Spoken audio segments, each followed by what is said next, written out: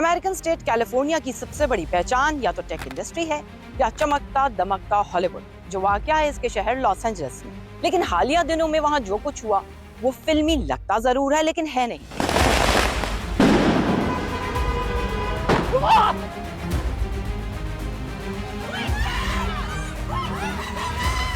मुजाहिरे, जलाओ, घेराव, टूट फूट, हथियार उठाए पुलिस एहलकार, नेशनल गार्ड्स, मरीन्स, ये मुजाहिरे आइस या इमिग्रेशन एंड कस्टम्स एनफोर्समेंट की गैर कानूनी इमिग्रेंट्स पर होने वाली रेड्स के खिलाफ हुए हैं। सदर ट्रंप गैर कानूनी इमिग्रेंट्स को जल्द अज जल्द अमेरिका से डिपोर्ट करना चाहते हैं, मगर उन्होंने इस हालिया रेड को अमेरिका की तारीख की सबसे बड़ी एंटी इलीगल इमिग्रेंट रेड क्यों कहा, और ये भी कि बड़ी रेड्स लॉस एंजलिस या एलए से ही शुरू क्यों हुई।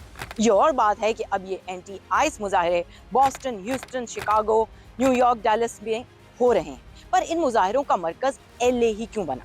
लॉस एंजलिस आबादी के लिहाज से अमेरिका का दूसरा बड़ा शहर है, लेकिन इसकी अजीब बात यह है कि कुल 1 करोड़ से कुछ ज्यादा आबादी वाले इस शहर के 40 लाख से ज्यादा शहरी यहाँ पैदा ही नहीं हुए, यानी इमिग्रेंट, जबकि कैलिफोर्निया ही वो स्टेट है जहाँ अमेरिका आने वाले सबसे ज्यादा इमिग्रेंट्स आबाद। मगर ऐसा है क्यों? इसकी कुछ बुनियादी वजूहात हैं।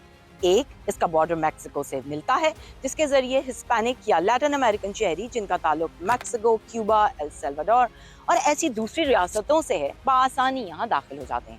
यूँ कहिए कि एलए हिस्पैनिक पॉपुलेशन का गढ़ है। यहाँ मौजूद अक्सर इमिग्रेंट्स लीगल हैं, लेकिन अनडॉक्यूमेंटेड इमिग्रेंट्स की तादाद 10 लाख से ऊपर है। कैलिफोर्निया में डेमोक्रेट्स की हुकूमत है, जिसके कवानीन इमिग्रेंट्स के लिए नर्म है, जबकि विफाक में हुकूमत रिपब्लिकन्स की है, जो इन पर क्रैकडाउन चाहते हैं। दूसरा, यहाँ काम के मौके ज्यादा हैं, और सबसे बढ़कर ये कि एलए एक सेंचुरी सिटी है, यानी ऐसा शहर जहाँ गैर कानूनी इमिग्रेंट्स को भी शहरी होने के कुछ बुनियादी हकूक हासिल होते हैं, जैसे कि हेल्थ इंश्योरेंस और सोशल सिक्योरिटी वगैरह।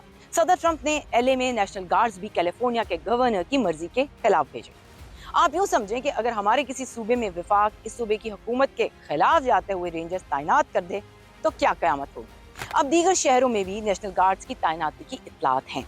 हालिया रेड्स में सैकड़ों अफराद को गिरफ्तार और डिपोर्ट किया गया, लेकिन क्या ये मसला खत्म हो जाएगा? इसका इम्कान कम है।